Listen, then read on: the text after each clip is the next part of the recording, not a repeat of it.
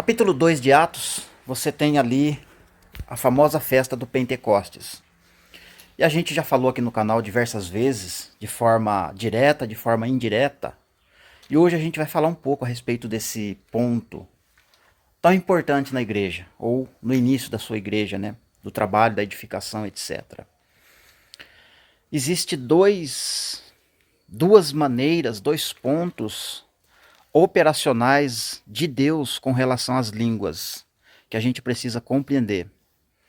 As línguas idiomáticas, né, de Atos 2, onde as pessoas que foram envolvidas, né, falaram em línguas da terra, línguas idiomáticas da terra. Essas línguas idiomáticas, né, é o Espírito Santo quem concede. As pessoas não têm autonomia, autoridade para falar quando quer e vice-versa, né? É o Espírito Santo que concede que a pessoa fale, né? Esse é o língua idiomática, línguas, né? Lá em Corinto, no capítulo 14, quando Paulo vai tratar deste assunto, ele fala das duas. Ele fala da língua individual, que é a língua dos anjos. Inclusive, essa língua dos anjos, eu até um tempo atrás, eu não acreditava nela.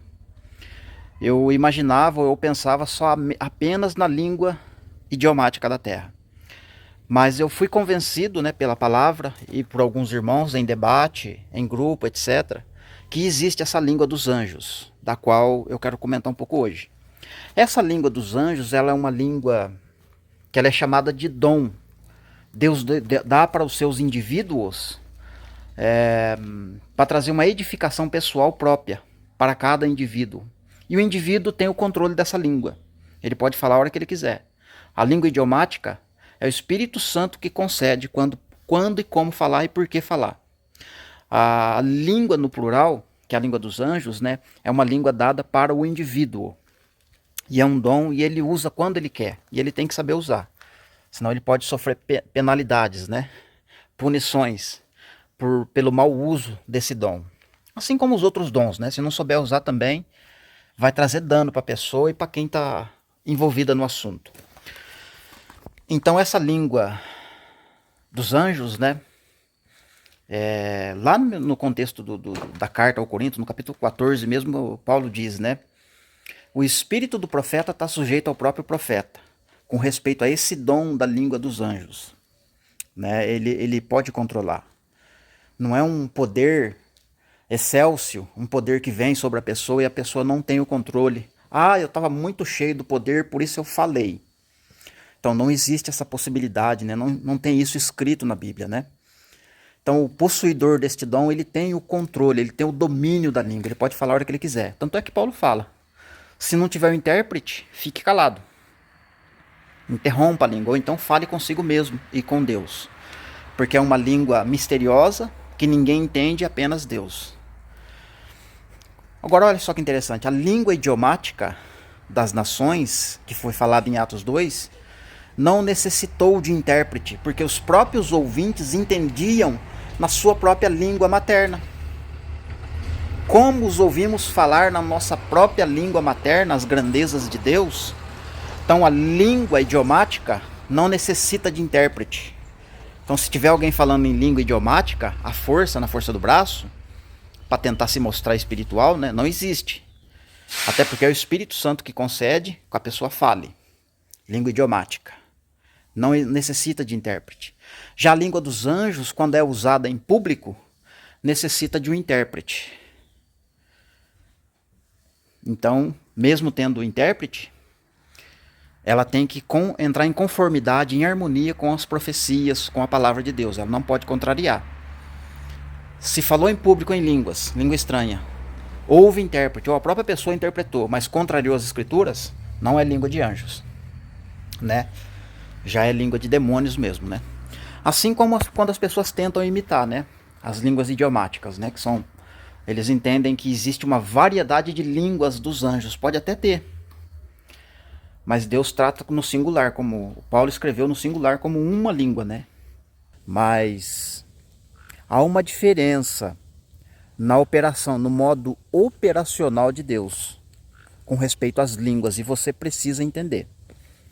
Então, a língua idiomática, Atos 2, né?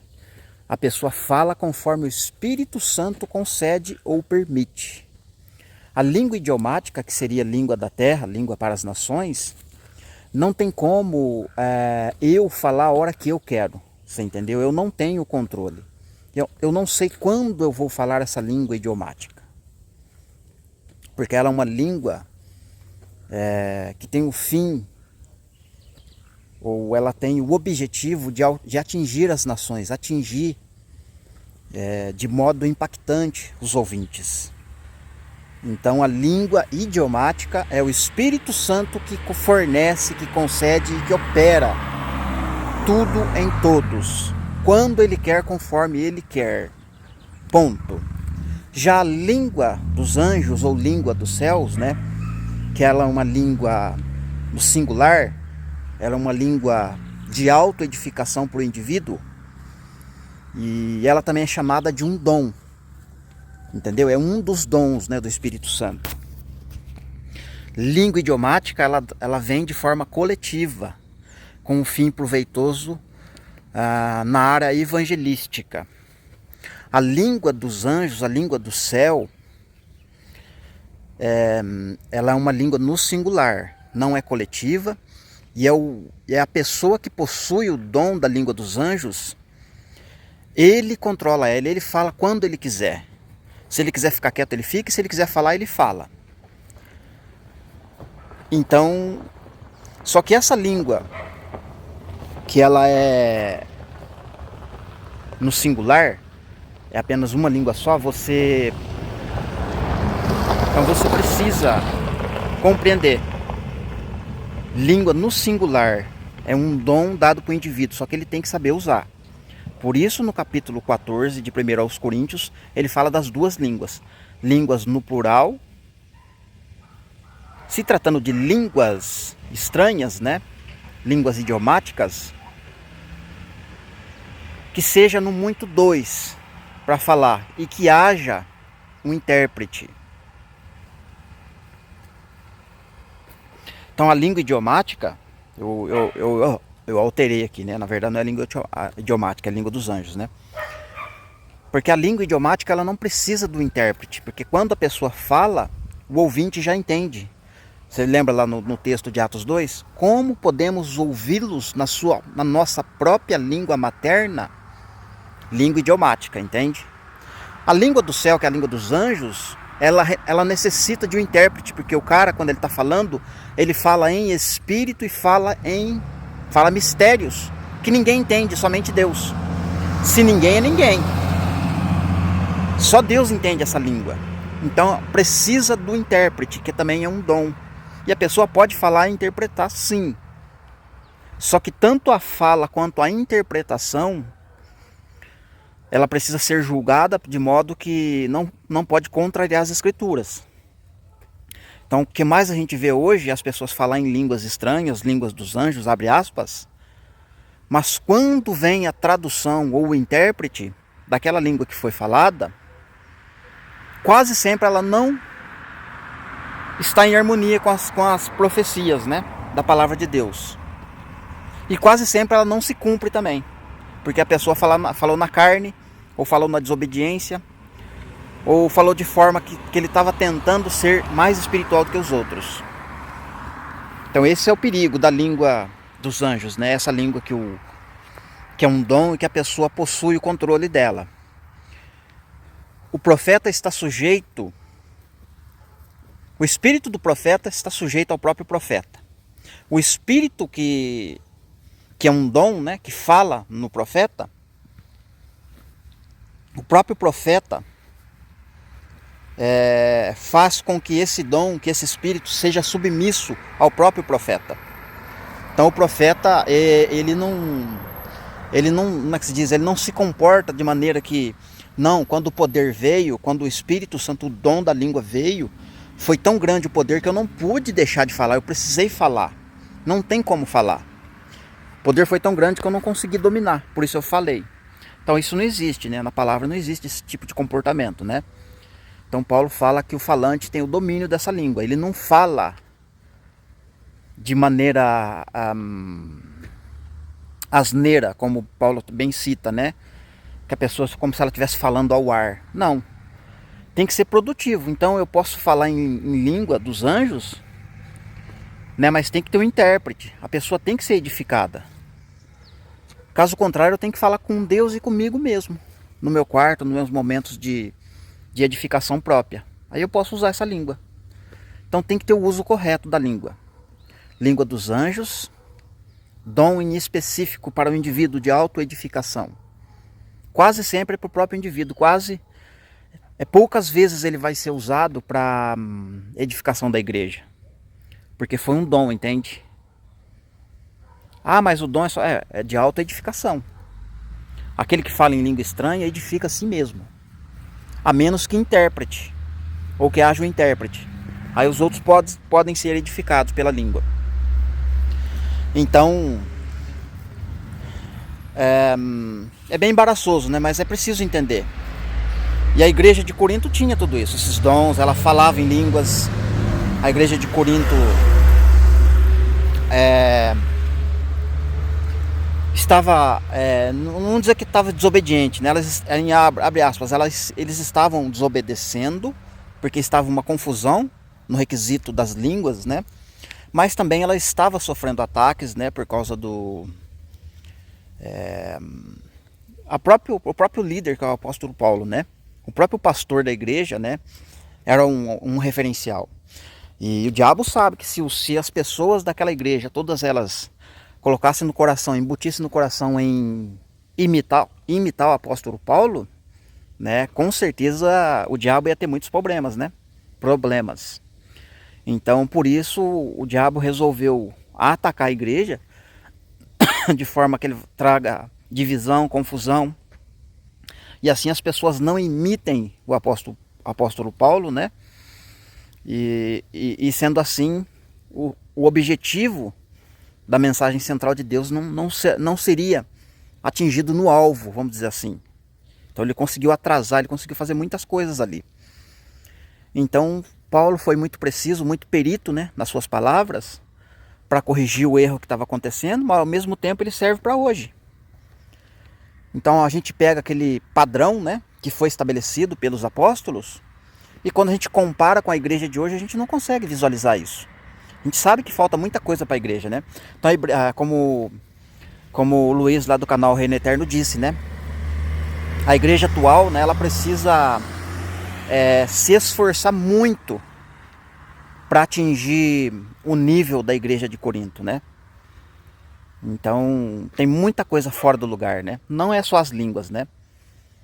As línguas, né? O diabo soprou no ouvido das pessoas para as pessoas falarem língua de forma como a Deus dará, né?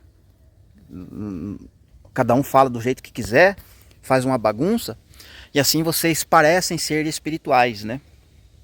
Os outros pecados, outras coisas que estão acontecendo ficam escondidos, né? Ficam ocultos. As doutrinas, né? Não importa o que está acontecendo na igreja, né?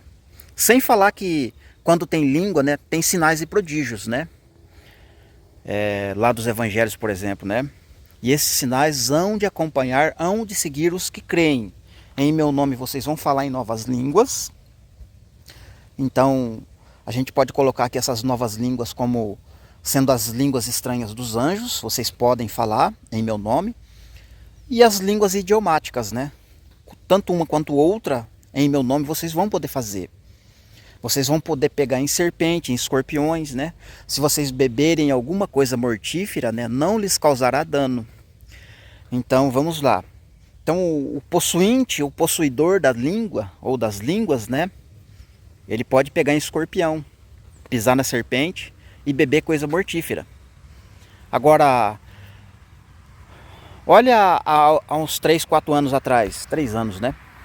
2, 3 anos atrás. O Covid não levou muitos dos nossos? O Covid é uma coisa mortífera. Assim como a picadinha. Não está levando a muitos? Ou para enfermidade, ou até mesmo para sepultura? É uma coisa mortífera. Então, se eu tenho a língua, a coisa mortífera não pode me causar dano. Por que está causando? É porque eu não tenho a língua. Aquelas lá eu não tenho. Nenhuma nem outra. Porque se eu tivesse, os sinais estariam me acompanhando. Ah, mas é que o irmão não tem fé, é porque o irmão não está fazendo isso, é porque o irmão não está fazendo aquilo. Não é, querido. A gente tem a palavra como padrão. Em quase tudo a gente tenta colocar o pingo no i. Mesmo assim não está acontecendo. Pode acontecer alguma coisa aqui, outra ali, de forma individual para a pessoa, né? Mas de forma coletiva, num grupo, numa denominação, você não vê tudo isso acontecer. Por mais que haja um esforço pelo líder, por aquele grupo que colocou ele no coração em buscar a Deus, mesmo assim, né, eles estão sujeitos a outras lideranças, outros lugares, né? Eles querem buscar a Deus, mas eles não querem sair do padrão que foi estabelecido pelo sistema. Então, enquanto a gente estiver de alguma forma preso no sistema religioso, a gente não vai conseguir avançar. Entendeu? Então, vai precisar de um momento aí de ruptura, né? De se romper mesmo, se desligar do sistema, literalmente eu falo, em todos os aspectos, né? E isso só a palavra pode fazer isso, e ela não vai fazer isso de forma coletiva. Chegar numa denominação, num lugar, e o pastor resolveu, a todo mundo aqui, não vem mais aqui não. A gente vai cultuar Deus de forma diferente, né? A gente vai ficar livre e solto agora. Isso não vai acontecer dentro do sistema, jamais.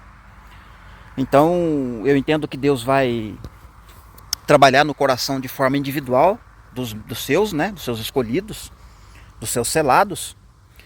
E pela palavra eles vão entender o que fazer e o que praticar e como fazer. Então, quando acontecer isso, né, a gente sabe que vai estar assim pertinho mesmo das coisas afunilarem mesmo. Então, nessa época, Deus pode dar o poder. As línguas podem voltar, os sinais, os prodígios e tudo mais, né? Mas enquanto isso não acontecer no nosso coração, ou melhor, dentro do coração, porque primeiro tem que acontecer uma libertação no coração nosso, né? Enquanto o nosso coração tiver com uma pontinha ali, com um fiapo amarrado no sistema, não vai acontecer, querido, não vai. Eu sei que está errado o sistema, mas ainda, mesmo alguma coisinha ainda eu consigo me edificar lá, então eu vou ficar lá. Ou eu vou ficar um pouco lá, um pouco cá, vou ficar em cima do muro. Então, isso não é sair do sistema, isso não é se desligar, isso não é ruptura, isso não é romper-se, entende? Então, a unção, a palavra fala que ela despedaça o jugo. O poder despedaça o jugo, e o jugo tem a ver com cadeia, com aprisionamento, você entende? Então, enquanto isso não acontecer, não vai vir poder, não adianta, não vai. E a prova disso é o que eu estou falando. Se eu tenho língua, eu tenho sinais. Se eu tenho sinais e prodígios, coisa mortífera não pode causar dano em mim. Nem na minha parentela, nem na minha casa, muito menos na denominação que eu tiver. Mas as coisas estão acontecendo na denominação e fora da denominação. No sistema e fora do sistema. Por quê? Porque a gente ainda não está apto a receber esse poder. A gente não está apto ainda. A gente não chegou ao entendimento correto da liberdade, né? A gente não chegou ao entendimento pleno ainda da questão em despedaçar o jugo. Entende? Às vezes você é liberto do cigarro, da pinga, da cachaça, da pornografia, de algum tipo de pecado, não sei. Houve unção ali, houve poder, houve, mas não foi pleno. Entende? Mas a palavra de Deus ela é plena, a palavra de Deus ela é fiel e ela vai se cumprir. Mas existe um tempo determinado para as coisas acontecerem. Então, voltando ao assunto da língua, não que eu saí, né? Então você tem ali o avivamento, o mover que houve em Atos 2, né? Indiscutível, um mover. E você tem o assunto tratado pelo apóstolo Paulo, em 1 Coríntios 14. E se você ler atentamente as duas cartas, a primeira e a segunda carta, de 1 aos Coríntios, você vai ver que nas entrelinhas, Paulo deixa várias dicas, vários pontos a serem observados de que a igreja no futuro teria queda. E necessitaria de uma restauração no futuro. né? Necessitaria de um despertar, de um acordar. Na segunda carta mesmo ele fala: eu gostaria de apresentar para vocês, eu gostaria de falar para vocês de coisas mais profundas, de coisas sólidas. Só que eu não estou podendo falar ainda porque eu tenho que estar dando leite para vocês, né? Vocês ainda estão meninos, né? Vocês não estão agindo como homem, como adultos, né? Então aquela mensagem serviu para a igreja de Corinto? Serviu. Mas ele estava falando nas entrelinhas muito mais para nós, né? Para a igreja de hoje, né? Entende? Para a igreja de hoje serve muito mais. Então muitas coisas que Deus pode dar para a igreja, Ele não pode, porque a igreja, nem o leitinho, ela não está conseguindo associar, ela não está conseguindo identificar o leite genuíno. Mesmo sendo leite, que é os princípios básicos, né, da fé, está adulterado, está dificultoso trabalhar ele, né? Só de você falar do leitinho ainda se arruma confusão, as pessoas não querem ouvir, né? As pessoas não querem entender que isso é profético, que iria ocorrer, está acontecendo, né? Então, muitas coisas, né, Paulo deixou nas entrelinhas, que haveria um avivamento, uma restauração no futuro. E para ter uma restauração teve que ter uma queda, teve que ter um desvio, teve que ter uma apostasia, algo semelhante que extraviou o povo e que precisasse trazer o povo de volta. Então o Antigo Testamento está cheio de histórias, de relatos de que o povo está vivendo bem, começa a pecar, começa a escambar para o lado oposto, né? Abandona Deus, Deus oprime o povo através dos inimigos, né? Deus levanta um inimigo para que o povo acorde e traz o povo de novo para a sua presença. Claro que ele usa um profeta, né? Ou 2 profetas, depende da situação, para trazer o povo de volta para ele. Então na nossa época agora, Deus vai levantar o quê? O anticristo. Deus vai ter que levantar o 7º império para poder trazer o seu povo de volta. Porque a mensagem, não que a mensagem não tenha poder, por mais que a gente fale, que a gente tente, que a gente mostre que está acontecendo, que está errado, que é isso, aquilo outro, as pessoas não querem entender. Não pode falar mal da igreja, não, porque não pode falar isso, porque não pode fazer aquilo. Não, você tem que falar com amor, com jeito e tal, e não sei o quê. Ah não, isso não é ponto de salvação, etc, sabe? Então as desculpas são muitas. As desculpas são muitas. Mas a gente precisa entender, a gente precisa recuperar isso, né? O bom senso. Recuperar não só o bom senso, né? Mas a sensatez de entender a palavra de Deus, né? E o povo não está apto para isso. Não consegue compreender. Então você vê ali o profeta Joel, por exemplo, que é usado por Pedro, né? Depois que aconteceu as línguas, né? O profeta Joel, por exemplo, ele não escreveu que haveria línguas. Você percebe? Mas que haveria um derramar do Espírito Santo. Só que também o profeta Joel, você tem que entender que ele falou que haveria um derramar do Espírito Santo em 2 fases. O profeta Joel não disse que haveria um derramamento do Espírito Santo contínuo, de forma que quando começasse nunca mais ia parar. Não. O profeta está relatando um mover do Espírito Santo na primeira vinda de Cristo, que é o Pentecoste, que a gente já passou por ele, a gente já sabe de tudo, deu start.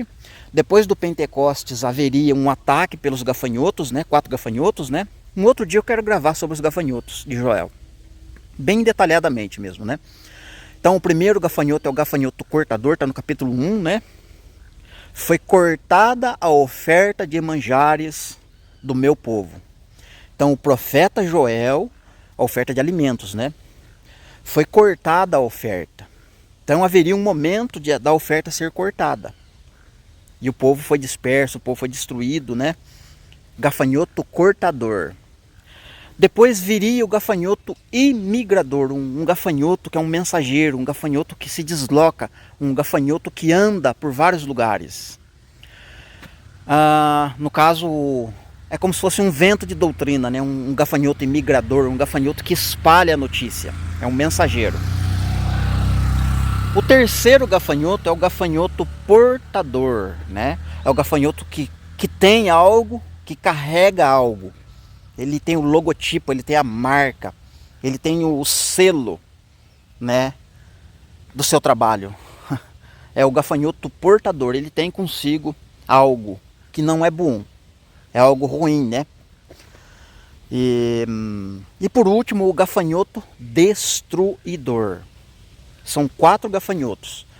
Naum fala de gafanhotos, Ezequiel fala de gafanhotos, o profeta Amós fala de gafanhotos, Malaquias fala do gafanhoto destruidor, que vai ser repreendido por causa dos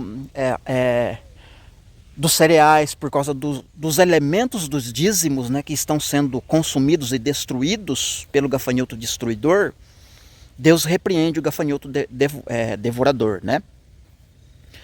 Então esse gafanhoto devorador, que é destruidor, né, lá no profeta Joel, ele arranca a casca da videira, né? Ele descasca a videira, ele destroça a videira.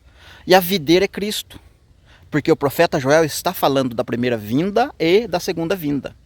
O profeta Joel não está falando para o povo de Israel. O profeta Joel, o profeta Naum ou qualquer outro profeta não é um profeta nacional, é um profeta enviado para as nações.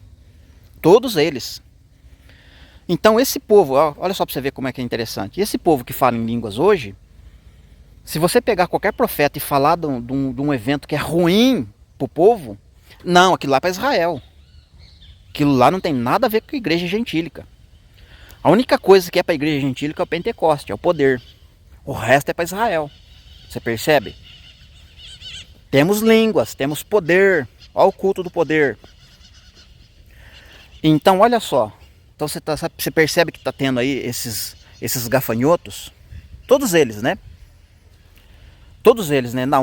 Tanto Naum quanto Ezequiel fala que o anticristo é o príncipe de gafanhotos. Ele é chefe dos gafanhotos. Ele lidera os gafanhotos, né? Para invadir a vinha, a videira. A videira é Cristo, ok. Então, queridos, o profeta Joel fala do Pentecoste na primeira fase. Depois tem queda, tem ruína, tem destruição, derrota, humilhação. Inclusive ele fala umas 2 ou 3 vezes, né? E o meu povo jamais será envergonhado. E o meu povo jamais será humilhado, etc, etc. E quando acontece na época da segunda chuva, na época do segundo sinal, do segundo poder, das línguas voltarem, dos sinais e prodígios acontecerem de novo, lá está escrito, né? Restituir-vos-ei pelos anos que foram consumidos pelos gafanhotos. Então você vê que os gafanhotos, né, fizeram um trabalho por muitos anos de destruição na videira que é Cristo, na igreja. Não está a palavra igreja lá, mas você tem que entender que os elementos do dízimo apontam para a igreja. Aponta para Cristo e a igreja. É isso que você precisa compreender demais. Se não compreender isso, vai continuar dormindo, né? Vai continuar vivendo aí o que você vive hoje e vai continuar tentando defender o que você está tentando defender, que é o sistema. Nada mais que o sistema. Você não vai querer defender palavras, você vai defender sistema. Claro, você vai usar a Bíblia, você vai usar a palavra, você vai usar um texto isolado do contexto para falar que está defendendo a palavra, mas não está, está defendendo sistema. Esse é o problema. Lembra que eu falei no início? Enquanto o nosso coração tiver uma raizinha, um fiapo, alguma coisa ligada no sistema, a unção que despedaça o jugo não chega, não vem. Enquanto não tiver a ruptura, o rompimento, literalmente eu falo, não vai acontecer. Então, restituir-vos-eis pelos anos que foram consumidos pelos gafanhotos. Então, restituir é restaurar. Restaurar é diferente de reformar. E Pedro fala de restauração lá no capítulo 3. Os céus vai reter Jesus até o tempo da restauração de todas as coisas. Então esse texto ele é complexo, ele fala da Nova Jerusalém, ele fala do milênio, ele fala de muitas coisas. Mas uma coisa que eu tenho certeza absoluta de que uma coisa que precisa ser restaurado antes deles vir, mesmo os céus estando retendo ele lá, a igreja precisa ser restaurada. Cristo não pode se casar com uma igreja caída, adúltera, uma igreja que está fora do contexto. Então, é necessário uma restauração na igreja, que no caso é o coração do homem, por isso que eu falei no início, uma libertação uma libertação por completa no coração do homem, aí o coração estando liberto, as outras coisas podem ser restauradas. Porque daí a unção pode vir e fazer esse trabalho, né? Claro que 80%, 90% da restauração vai acontecer no milênio, com a igreja como cabeça das nações, né? Fazendo essa restauração. Mas a igreja precisa ser restaurada antes de Cristo vir. Ela precisa ser restituída de poder. Ela precisa ser restituída de todas as coisas que estão escritas, né? Nos profetas, né? E tudo mais, né? Sinais e prodígios, sabe? Beber, comer coisa mortífera e não acontecer nada. Falar para o morto, levanta e anda, ele vai andar. Falar para o cego, começa a enxergar, ele começa a enxergar. Literalmente, né? Hoje acontece muito isso, mas é de forma espiritual, né? A cegueira, a surdez, né? A pessoa que é muda, que não consegue falar. Hoje pode acontecer de forma individual e espiritual. Mas eu estou falando de coisas literais que vai acontecer, né? Isto quando a unção, o poder voltar. Então o profeta Joel está relatando isso. Se você ler com atenção, você vai ver isso. Em duas fases, né? Dentro da história de 2000 anos, né? Tem um hiato de tempo onde a igreja cai. Onde ela é atacada pelos gafanhotos. Onde ela passa por dificuldades, por humilhação. As nações ficam perguntando, onde é que está seu Deus? Por que vocês não proíbem o carnaval? Por que vocês não proíbem isso? Esses feriados nada a ver, por que vocês não proíbem? Porque a igreja não tem poder. E as nações, né, com as atitudes, com as leis impostas, com os feriados, com as coisas que você vê tudo acontecendo, de forma contrariando a palavra de Deus, é as nações, é o poder das nações dizendo para a igreja, onde é que está o seu Deus? Por que vocês não fazem alguma coisa? Entende? Então não adianta eu gritar, esgoelar aqui que eu tenho poder, que eu tenho unção, que eu estou falando em língua. Porque não é a língua dos anjos, muito menos a idiomática, é a língua de demônios. Nada mais, nada menos que uma língua de demônio que está sendo falada. Então, enquanto a gente não compreender isso, e não enxergar dentro do coração isso, que necessitamos de restauração, necessitamos de cura, necessitamos de libertação, literalmente, esse poder não chega, essa unção não chega. E o tempo só vai passando. É claro que Deus tem o controle de tudo, né? Deus tem o controle de tudo. E Deus pode estar fazendo isso em outras nações, né? A gente está olhando assim dentro do Brasil, né? Sabe lá o que Deus pode estar fazendo em outras nações? A gente tem os noticiários, a gente tem a informática, tudo mais. Mas mesmo assim a gente não pode entender de forma concreta o que realmente Deus está fazendo em outras nações, né? Entendeu? Com respeito à restauração na sua igreja. E aqui no Brasil não está tendo restauração. Até comecei a falar de restauração e não terminei, né? Então restauração é diferente de reforma, tá? É só para ficar... eu vou frisar essa parte que é importante. Então, restaurar é você pegar uma coisa que está ruim. Vou pegar o carro aqui, ó. Tem um carro aqui, tá vendo? Ó? Esse carro, por exemplo, se eu quiser restaurar esse carro, eu vou tirar as peças e vou ligar no fabricante. Eu quero a peça original desse carro. A lataria, se tiver um podre, no paralama, por exemplo, né? Eu vou ligar no fabricante, eu quero um paralama original do veículo tal, assim, assado. Ah, se tiver com um problema, por exemplo, na estrutura, né? No esqueleto do carro, por exemplo. Eu vou ligar no fabricante, eu quero o esqueleto completo do veículo tal. Porque é restaurar, você entende? Restaurar é você buscar o que é original. Fechadura, você pega tudo que é do original e coloca no carro.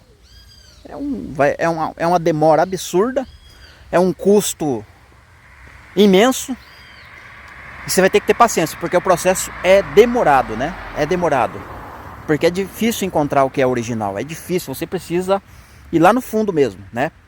Você vai ter que ter paciência. Agora, se eu quiser reformar, por exemplo, o carro, aí não. Reformar eu peço peça do Paraguai, paralelo, sabe? Eu vou só colocando peça que imita o original. Você entendeu? Eu imito o original, dou uma pintada na peça, se tiver um podrinho ali eu corto com a lixadeira, coloco uma pedaço de lata, passo uma massinha, pinto, sumiu o podre. Reforma. Então reforma é rápido. Reforma tem a ver com maquiagem. Você entendeu? Você pega uma mulher... Vou falar das vendedoras de amor, da prostituta mesmo. Ela vive maquiada. O tempo inteiro ela está se maquiando, né? Para atrair, para ficar bonita, para ficar ali em evidência para os seus amantes. Então, reforma tem a ver com prostituta, tem a ver com coisas, imitações, que não é original. A restauração fala de coisas originais. Dentro da minha profissão, por exemplo, eu sou pedreiro. Eu quero restaurar uma casa. O que eu faço? Primeiro ponto, se ela estiver cheia de trinca, de rachadura, sabe, caindo mesmo, eu vou lá e derrubo as paredes. Não vou remendar a parede. Se eu for costurar a parede, fazer uma coluninha no meio aqui, dar uma reforçada ali, isso é reforma. Maquiagem. Restaurar é você derrubar a parede e fazer uma nova. E mais, a restauração na casa não é só fazer parede nova, não. Você tem que abrir o solo, onde fica o baldrame, a base, as brocas, né? E fazer uma sondagem para ver como que está o fundamento dessa casa. Se não está comprometido também, entendeu? Senão até o fundamento tem que ser removido e fazer um novo fundamento. Isso é restaurar, entende? É claro que no Evangelho você não vai fazer isso. Arrancar o fundamento, que é Cristo, e pôr outro fundamento. Isso aí está contrariando a carta, né? Que eu estou citando aqui. Mas é no sentido de, que nem no caso, o fundamento que existe hoje nas denominações tem que ser removido, com certeza. A maior parte dos fundamentos tem que ser removidos. E aí você estabelece o fundamento original, que é a palavra, é os apóstolos e os profetas. Então você vê nas denominações hoje, não tem apóstolos e nem profeta. Ou seja, a base, aquilo que eles falaram, não está lá, você entende? Tem outros costumes, tem outras práticas, outras coisas acontecendo dentro das denominações, mas a base dos apóstolos e dos profetas, que é Cristo, não está lá, não está. Porque se tivesse seria diferente. Percebe? Então reforma é diferente de restauração. O Luiz do canal Reino Eterno gravou aí há uns 2 meses atrás a respeito da reforma. Ele falou de Calvino, de Lutério, não lembro dos nomes, né? Que as reformas foram acontecendo de 1500 para cá, né? Mais ou menos, né? Só que se em 1500 precisou dessa reforma, e a igreja que a gente conheceu lá de Atos, a de Corintos, vamos supor que ela sucumbiu. A igreja católica abraçou e deixou eles aprisionados dentro da igreja católica. E aí precisa sair alguém de dentro da igreja católica para começar a reformar o evangelho. Lembrando que reforma é diferente de restauração, você entende? Quando você entender que reforma é diferente de restauração, você vai ver que o erro... Tá passando um veículo aqui. Só um momentinho, vou pausar aqui.